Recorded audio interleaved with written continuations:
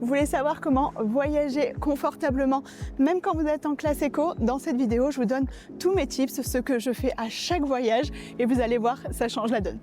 S'il y a une chose dont je ne me passe plus, ce sont les lounges. J'utilise personnellement la Priority Pass et franchement, ça change tout.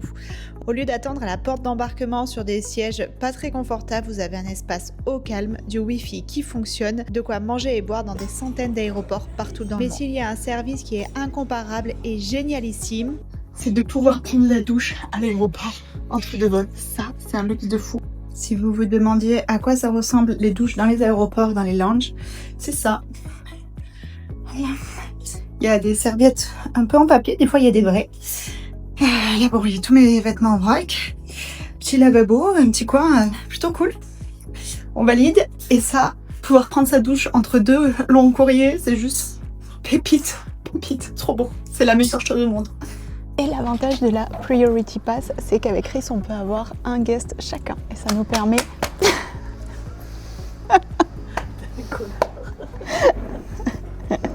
Alors, faut bien choisir ses amis, voilà.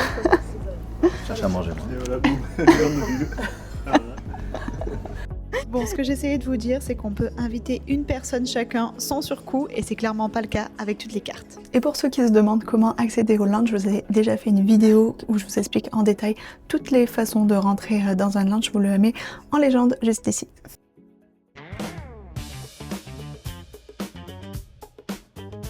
Pour ce deuxième tips, vous allez peut-être me dire que j'enfonce des portes ouvertes, mais vraiment évitez les escales et prendre des voyages les plus directs possibles. C'est vraiment game changer. Alors c'est sûr que pour ceux qui habitent dans des grandes villes ou dans des capitales, c'est easy. Mais quand tu pars d'un aéroport de province, ça peut vite être un casse-tête. Donc faites attention à ça.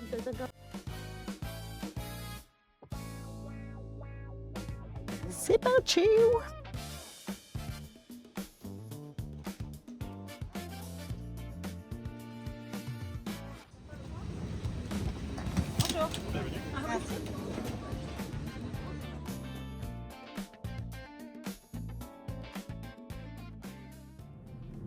Autre conseil pour vraiment upgrader ton voyage et voyager confortablement, c'est bien choisir ton siège.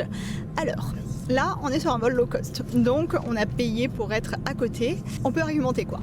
Moi, perso, je trouve que c'est un petit peu du vol quand même, parce que en gros, la compagnie, elle fait clairement ça pour se faire de l'argent, c'est pas un service que tu payes en plus.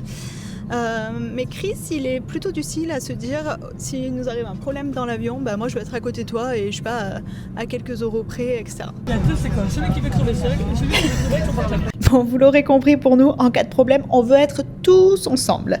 Allez, dis-moi en commentaire si toi aussi tu payes pour être à côté.